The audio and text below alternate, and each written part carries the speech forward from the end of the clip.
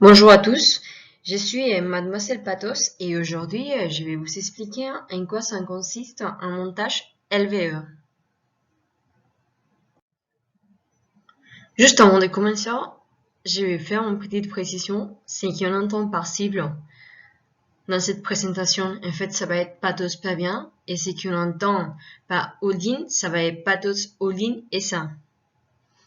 Donc, la définition d'un LBO, c'est tout simplement que c'est un montage financier qui va permettre d'acheter une entreprise en faisant recours à tout ce qui est l'effet levier juridique, financier ou fiscal. Donc, ces montages sont vraiment très particuliers qu'une partie de l'acquisition est financée par la cible elle-même. Il faut bien tenir en compte qu'un montage LBO n'est viable que si l'activité de la cible dégage suffisamment de liquidités pour verser les dividendes à la holding. Les financements se réalisent une partie par des fonds propres et une autre partie par l'endettement. En fait, on distingue trois types de financement. Il y a les repreneurs, les partenaires financiers et les banquiers. Maintenant, on va parler des profils idéal d'une société cible.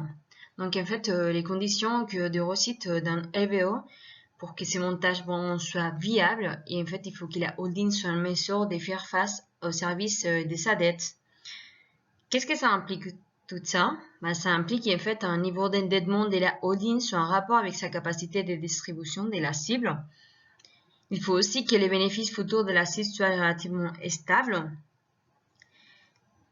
Et la cible aussi doit être vraiment en bonne situation financière et vraiment avoir des atouts dans son marché par rapport à ses concurrents pour limiter à tous les risques qui pourront arriver. Et aussi, la cible ne doit pas avoir besoin de réaliser vraiment des investissements importants par rapport à son exploitation, que ce soit à moyen terme, car vraiment on va limiter sa capacité de distribution. Et il ne faut pas oublier aussi la politique des dividendes qui ne doit pas dépasser 2/3 du résultat net de la cible.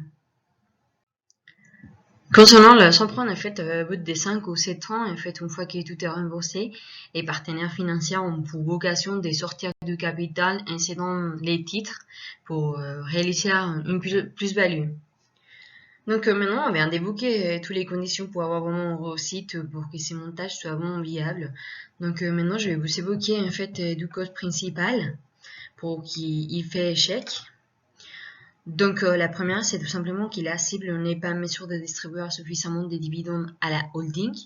Donc il ne peut pas rembourser ses dettes et donc il peut faire une possible ou une éventuelle faillite. Ou soit une politique de dividendes de la cible qui est vraiment dictée par la holding de la prise. Donc elle ne va pas vraiment disposer de suffisant de trésorerie pour financer une partie de ces investissements qu'il doit vraiment faire. Merci de votre attention. Et je suis à totale disposition pour des éventuelles questions.